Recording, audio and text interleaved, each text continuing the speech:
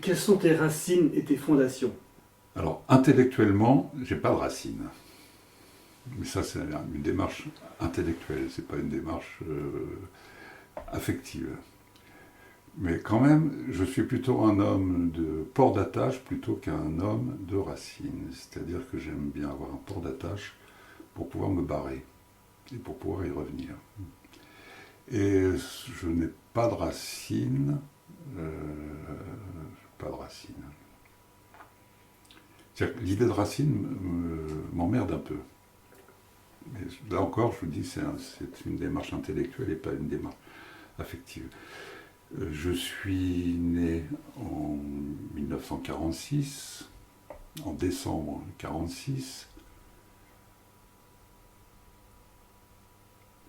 dans la banlieue de Rouen, à Canteleu, où justement ma famille n'a aucune racine. Donc qu'est-ce que je suis venu foutre, moi, naître ici à Canteleu? Donc quand je pose la question, ma mère me dit, donc me raconte une partie de mon histoire, donc l'histoire officielle qu'elle me raconte, c'est que ma famille maternelle est du Havre.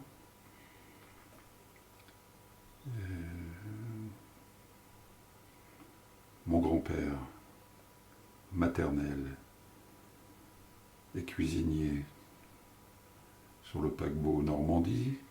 Il était cuisinier aussi sur le yacht de Rothschild qui était mouillé au Havre. C'était un grand cuisinier. Le Normandie est arrêté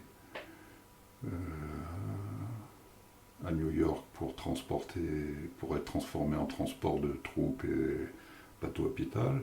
La guerre est déclarée et mon grand-père ne peut plus naviguer. Donc pendant la guerre, ils sont au Havre, ils se démerdent pour survivre. Ma grand-mère donc moi, ma grand-mère ne travaille pas, mais elle est du Havre aussi. Je connais un peu son histoire. Et juste après le débarquement en Normandie, les troupes américaines, mon grand-père, qui a beaucoup de relations, organise une brigade de cuisine et va, avec sa femme et ses deux enfants, ma mère et mon parrain, mon oncle, organiser une brigade de cuisine et va organiser des repas de gala, des repas de festin à Rennes. Je ne sais pas pourquoi Rennes, en Bretagne. Et puis, toujours selon l'histoire que ma mère me raconte, mon oncle et parrain qui a 14-15 ans est en grand conflit avec son père. Mon grand-père trompe sa femme, donc ma grand-mère. C'est une histoire assez épouvantable. Et ma mère décide la guerre étant terminée, le Havre ayant été libéré, décide de repartir au Havre. Et c'est sur la route entre Rennes et le Havre qu'elle accouche à Canteleu. Déjà, c'est pas net comme histoire, il manque des pièces auxquelles je n'ai jamais pu. J'ai posé des questions quand j'étais enfant. Et à chaque fois que je posais des questions, elle me faisait savoir qu'il ne fallait pas trop en parler. Donc, parce que du coup, de cette histoire-là, j'avais bien des éléments qui sont assez précis du côté maternel, mais et le père, c'est qui? Bon. Or, le père, celui qui me donne son nom, Drouloux, Jean Drouloux, l'histoire, comme on dit, c'est qu'il meurt de la tuberculose. Il est mort de la tuberculose, j'avais 2 ans. Je n'ai jamais demandé, ou j'ai dû demander, mais sans avoir de réponse, qu'est-ce qu'il foutait à Rennes? Est-ce qu'il était à Rennes? Comment tu l'as connu? D'autant que je n'ai jamais eu de contact avec cette famille Droulou, qui était au Havre aussi. Donc je reste avec cette histoire. Dans ma tête, j'en fais pas. J'ai pas le souvenir plutôt que comme un blanc ou un truc flou, mais pas.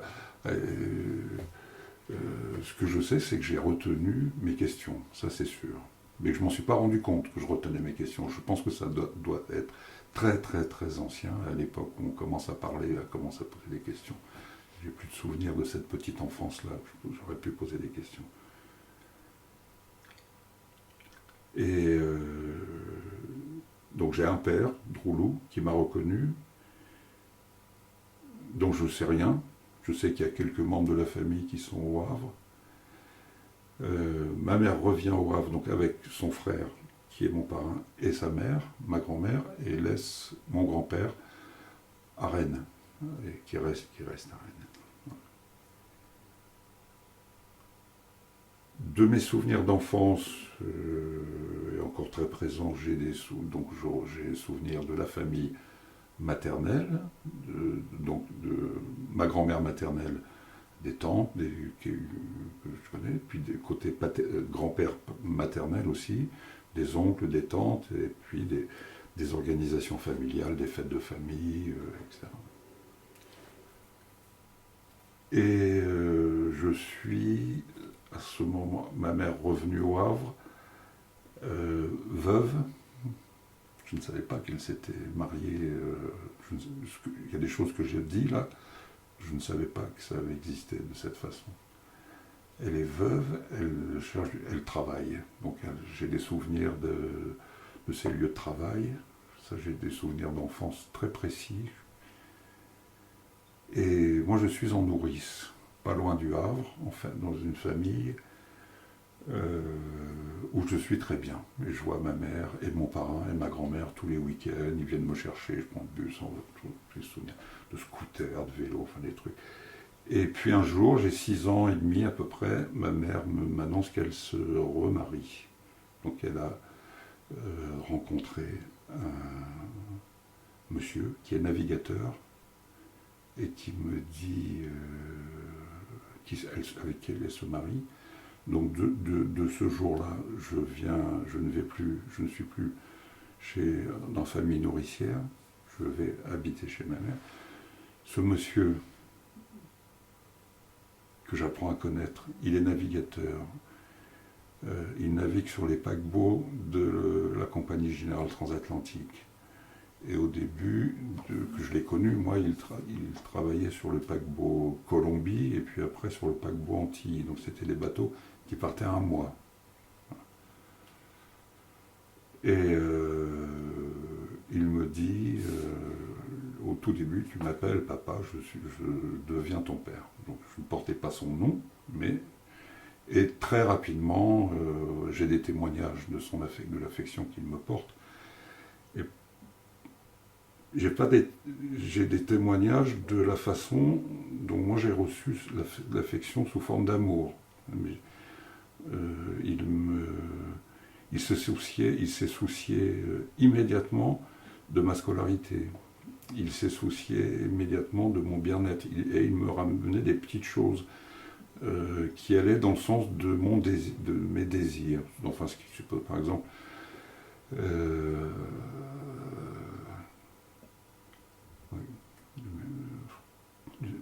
ça c'est un petit peu plus ancien, pardon. C'est lui qui m'a amené mes premières couleurs. Quand il naviguait sur la ligne des États-Unis, il me ramenait les premières peintures à l'huile, des trucs. Et donc, dans ma vie, j'avais le premier père qui était décédé, que je n'avais pas connu, mort de la tuberculose. Et puis ce deuxième, père adoptif.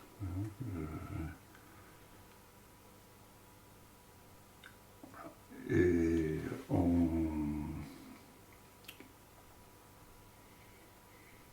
j'ai à peu près une trentaine d'années, un peu plus. J'avais déjà des enfants. J'ai besoin d'un extrait d'acte de naissance. Donc je demande l'extrait d'acte de naissance qui arrive, et c'est la première fois, c'était le début de la photocopieuse, c'est la première fois que j'avais la photocopie du livre d'état civil. Jusqu'à présent, à chaque fois que je demandais une pièce, c'était un truc retapé à la machine. Et là, je vois plein de choses dans la marge. Je vois que mon père, Jean Drouloux, me reconnaît alors que j'ai 1 an.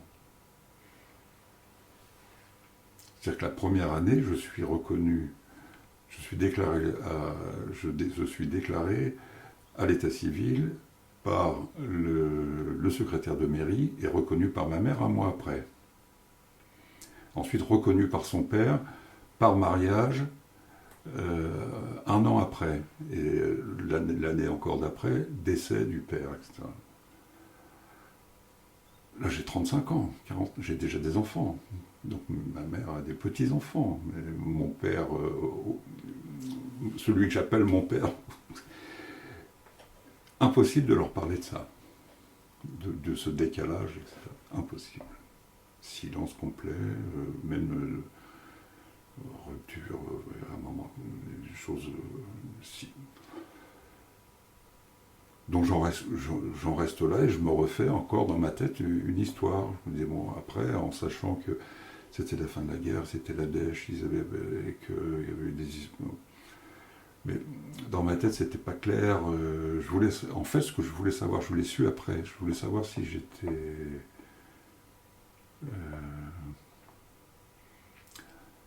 je voulais savoir. Ça, c'est maintenant que je dis ça, après X années, hein, d'avoir d'écouter des gens. Je voulais savoir si j'avais été conçu dans une relation amoureuse, ou avec tout ce qui se passe pendant une guerre, si j'avais été conçu un mariage forcé, ou un viol, ou un truc comme ça. Bon, ce que je savais, c'est que j'aurais pu...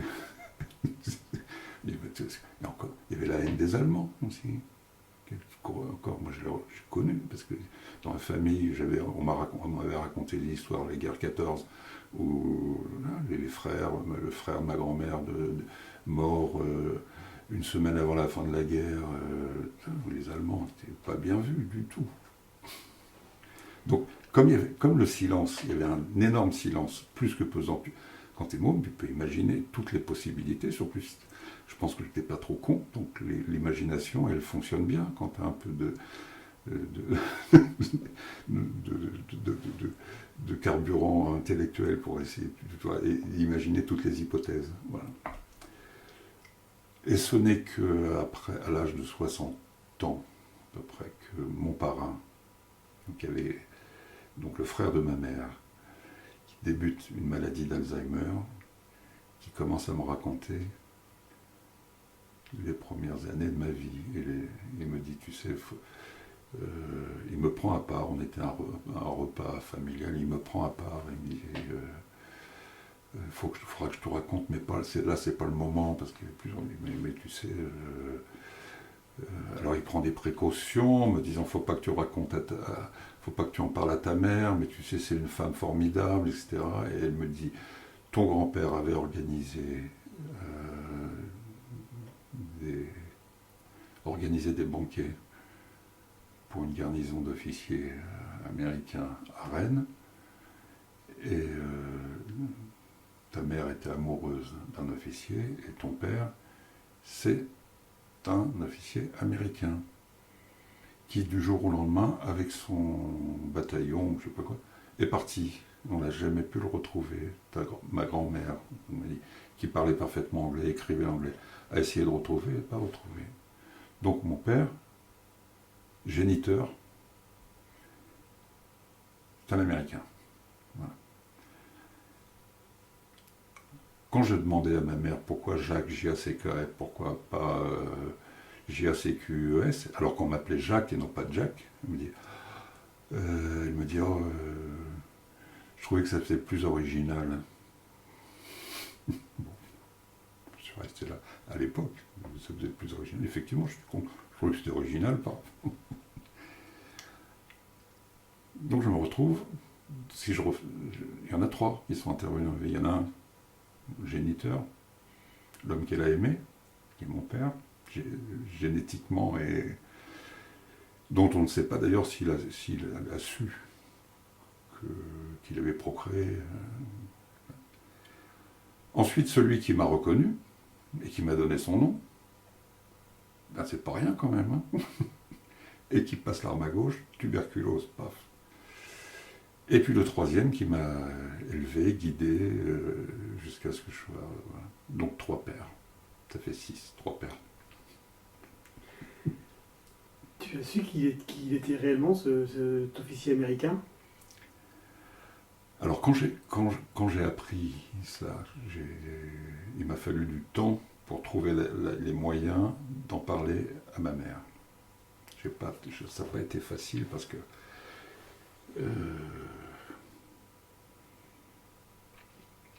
c'est une femme charmante. Elle est décédée il y a quelques mois. C'était une femme charmante avec tout son entourage, tous les gens qui la connaissaient. Très très dure avec ses enfants. Avec 2 enfants, moi et l'aîné, et puis un frère dont le père est Louis, ce navigue, celui qui m'a élevé. Donc je prends l'annonce par mon fils de l'arrivée prochaine du premier de mes petits-enfants. J'utilise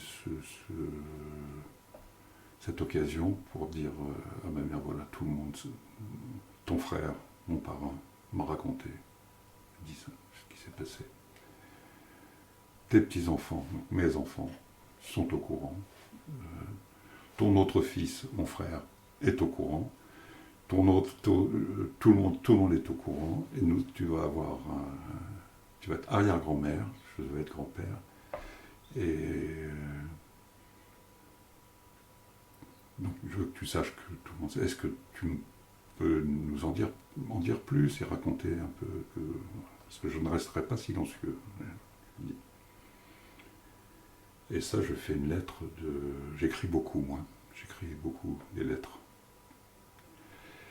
Et je fais une lettre que je lui envoie à l'époque où la Poste distribuait encore le courrier et pas simplement les... Non, je laisse ça de côté. 2 jours après, j'ai un coup de fil. Ma mère ne téléphone jamais. Elle a le téléphone, mais elle n'a jamais téléphoné. Il fallait l'appeler. Il n'a jamais pris le téléphone, même pour demander des nouvelles de ses enfants, de ses petits-enfants. Il fallait l'appeler pour lui demander de ses nouvelles à elle. Et donc là c'est elle qui appelle. Elle me dit, j'ai reçu ta lettre, très sèchement, j'ai reçu ta lettre. Quand est-ce qu'on se voit? Bon, je dis, quand tu veux, maman. Demain, après-demain. Ah bah, demain, c'est tout. Bon, bah, après-demain. Donc, je dis, où? Je m'attendais de toute façon pas. Et elle me dit, bon, comme ça, sur ce ton-là, bon, qu'est-ce que tu veux manger? J'habitais en région parisienne et j'allais la voir au Havre. Alors, très vite dans la tête, bon, c'est sa façon à elle de dire, je suis content, je t'accueille, quoi. Je dis, qu'est-ce que tu veux manger, qu'est-ce qui te ferait plaisir, etc. Bon. Alors, bon. Et puis, donc je vais la voir et elle me raconte sa vie, ce qui s'est passé. Et elle me dit, je veux plus que tu me poses de questions, je veux plus que tu m'en reparles. Voilà.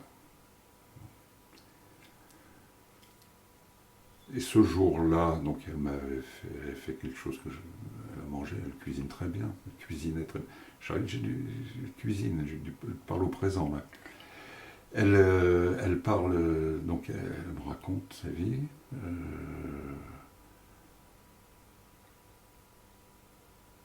Moi qui... je ne l'ai vue émue, je ne la voyais, je ne connaissais ma mère émue et pleurant que lorsque son homme partait en voyage. Et quand il partait, c'était un mois, c'était long.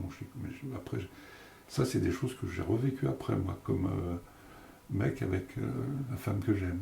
Partir 4 jours, et avoir les... C'est bon. Et c'est les rares moments où je voyais ma mère émue. Moi, gamin, je lui dis, bon, attends. Moi, en plus, c'était vachement bien. Hein. Il y avait un père qui arrivait à la maison, puis il ne l'avait pas sur le dos, il se barrait. Et après, donc, je travaille un peu, des petites touches. Hein. Je suis au pays de l'impressionnisme, là, quand même.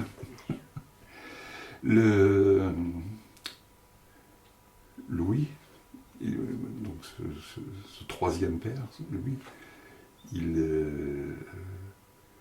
est appelé par la Transat pour naviguer sur la ligne de New York. Donc là, il part 15 jours. Donc on le voit plus souvent. Mais à chaque fois, les départs, c'était aussi poignant de les voir tous les deux. Ils n'arrivaient pas à se séparer. Et il fallait partir. Donc il y avait le bateau. C'est pas comme dans Quai des Brumes presque, mais il y avait le bateau qui appelait le marin. Et alors, c'est les rares moments où je voyais ma mère être une personne sensible. Parce qu'à d'autres moments de la vie, très dur, très dur. Sauf avec des relations amicales où elle pouvait être très, très chaleureuse. Elle était à la fois très dure et chaleureuse. C'est pour ça que tout à l'heure, je parlais d'injonction paradoxale. C'était un peu de ça, c'était montrer une grande tendresse. Alors, et puis, moi j'ai vu son affection, vraiment, je ne l'ai pas ressenti moi, je ne l'ai pas vu avec mon frère, comment elle était affectueuse, mais j'ai vu comment elle débordait d'affection avec ses petits-enfants. Ou avec tous les petits en général. J'imagine que ça a dû être comme ça pour moi. Mais c'est du boulot hein, de se représenter. Et alors, donc ce jour-là, elle me dit, elle était très émue, et moi aussi, donc ce qui fait que moi j'ai pas pris de notes de tout ça, donc il y a des choses qui m'ont beaucoup échappé dans ce qu'elle récitait. Quand j'ai voulu revenir après sur un certain nombre de choses, ça n'a pas été possible. Elle a refusé complètement. Voilà. Donc voilà l'histoire, incomplète bien sûr, mais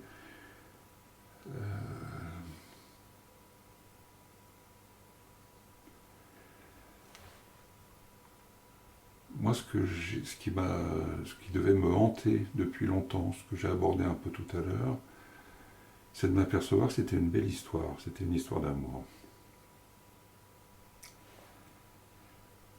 Voilà.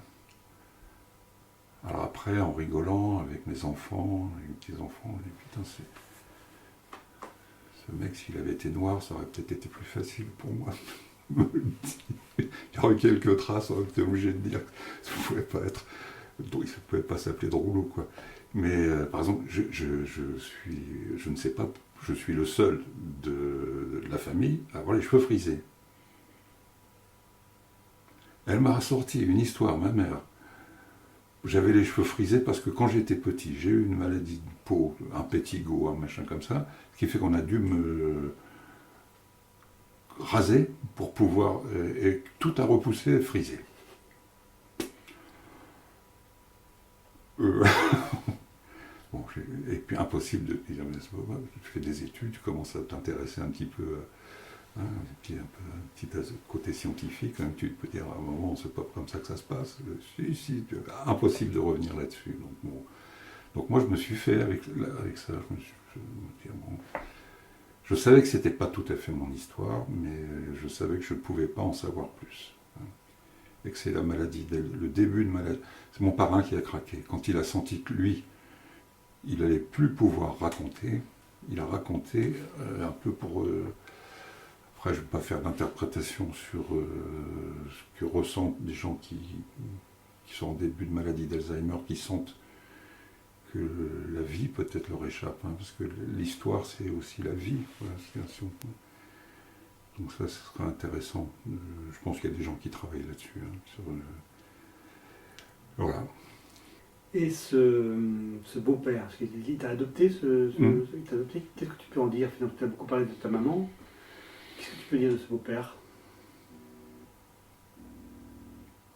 Je l'ai assez rapidement beaucoup aimé, beaucoup aimé, je l'aime toujours, et c'est un monsieur formidable. Il a été très proche de moi, il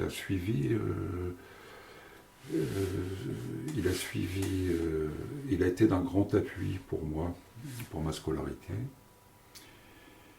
C'était un homme qui était très manuel, dont les études avaient été interrompues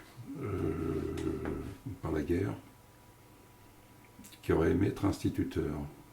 Il n'a pas pu l'être, mais étant manuel, breton, et la voie c'était d'embarquer. Donc il a fait l'école d'apprentissage maritime. Donc c'était un bon mécano. Il avait un français, il s'exprimait très bien par écrit, très bonne orthographe, très belle écriture. Et puis écriture au sens du graphisme, mais écriture aussi de la façon d'exprimer, hein, la construction des phrases, une présence aussi, ouverture sur l'imaginaire, etc. Donc, je pense que son attitude a fait que ça m'a aidé ça m'a permis de ne pas être insistant et de ne pas trop poser de questions, parce que chaque jour suffit sa peine peut-être. Donc ça va, je suis bien avec lui. Voilà. Mais quand il était... Et heureusement qu'il était là, parce que moi, enfant, j'ai eu des moments très très difficiles. Il y a des moments où je ne voulais pas rentrer à la maison, tellement j'avais peur de comment allait me recevoir ma mère. Ma mère ne m'a jamais frappé, mais elle avait des mots tellement durs qu'elle était humiliante. Et ça, je ne supporte pas l'humiliation. Vous me demandiez tout à l'heure. L'injustice et l'humiliation, c'est la forme la plus extrême, je parle de l'injustice, parce que c'est épouvantable. Et ma mère était humiliante. Et lui, il m'a protégé de ça. En fait, il m'a protégé d'elle, un peu.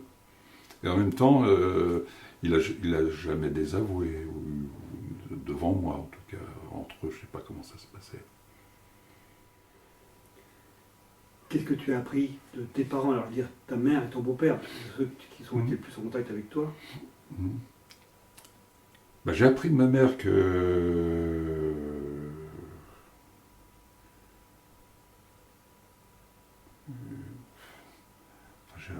je me suis bien. Avec l'âge et avec l'analyse, j'ai appris à relativiser. Et peut-être si j'étais... je vais dire pardonner, mais pas vraiment, parce que je l'aime, je l'aimais et je l'aime, ma mère. Mais m'en a fait chier quand même, pas mal. Donc j'ai relativisé. J'emploierais plutôt le mot relativiser plutôt que pardonner, parce que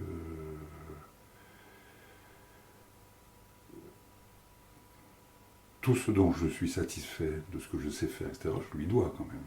Pas que elle, mais je lui dois. Mais toute ma souffrance, je lui dois aussi. Et ce que j'ai appris d'elle, c'est quand même, à sa façon, c'était une femme exemplaire. Je l'ai toujours connue militante militante politique, pas militante dans un parti, mais toujours fidèle à des orientations politiques. Constante, elle n'a jamais varié.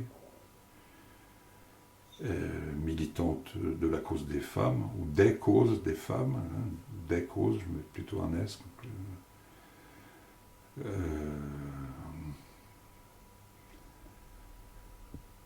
D'avoir choisi un homme qui n'était pas dans la répétition des violences qu'elle avait vues et observées dans son couple parental à elle, son père et sa mère.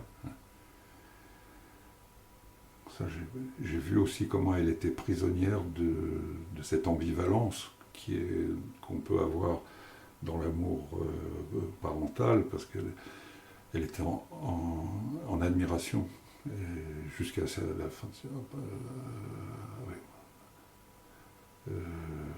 de son père. Et c'est quand même elle qui a arraché toute la famille à son père, parce qu'il mais elle était en admiration devant lui. Elle a hérité de lui sa passion de la cuisine. Il a appris des tas de choses. Il lui a appris des tas de choses. Et puis, donc des sentiments très ambivalents, mais aussi à l'égard de sa mère. Parce que mon grand-père tapait sur sa femme, ma grand-mère, qui était une personne charmante. Certainement masochiste, mais c'est pas parce que tu es masochiste qu'il faut te prendre des coups dans la gueule. J'entendais à plusieurs reprises, et même encore très récemment, il y a quelques avant, quand elle parlait de sa mère, et que son père parlait de son père qui tapait sur sa femme, elle trouvait que sa mère l'avait bien cherché quand même. Elle qui était une militante, tu vois, tu touches pas un cheveu à une femme, c'est une protection. Elle trouvait quand même que sa mère l'avait cherché, quoi. Quelquefois c'était dur à entendre. Donc ça m'a appris aussi à relativiser cette question d'ambivalence. Parce que c'était descendre. Se battre aussi, c'est toujours battu. Ouais. Et puis ce qu'elle m'a appris, enfin ce qu'elle m'a montré, pas appris, grand appétit de connaissances. De s'ouvrir sur le monde. Et de ton beau-père, qu'est-ce que tu as appris?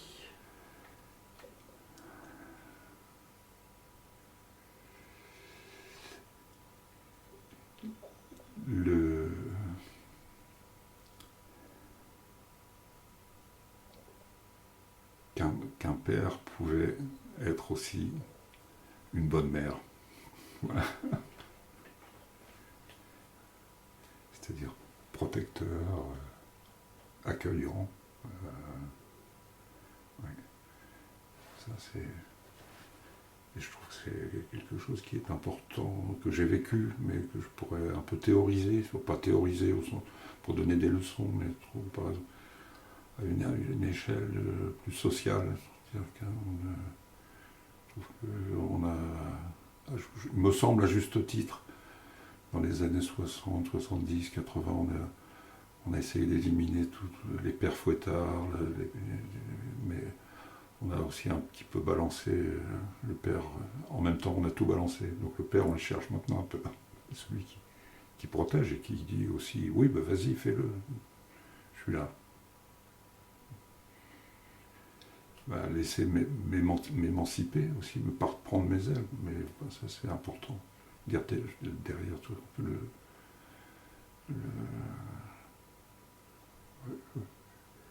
Et puis il était curieux de tout, il était marin, mais il n'aimait pas nager.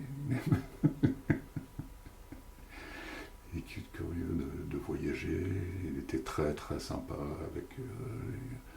accueillant. Ces deux parents là, qui se couplent, il s'est quand même fait avec. Il y a un microclimat portuaire quand on est dans une ville où on accueille des étrangers tous les jours. Et puis on sait qu'ils ne vont pas rester, qu'ils vont repartir aussi. Oui, une grande propension à accueillir l'autre. Moi, c'est plus ça. Parler tout à l'heure de mes racines, c'est plus ça plutôt que des racines physiques, matérielles de la terre. Les racines. Oui, pour moi, alors moi je suis un gars du port, hein, d'un port, d'une ville et d'un port, ça c'est mes racines. Alors je peux les retrouver un peu partout, mais j'aime bien Sète par exemple. Ouais.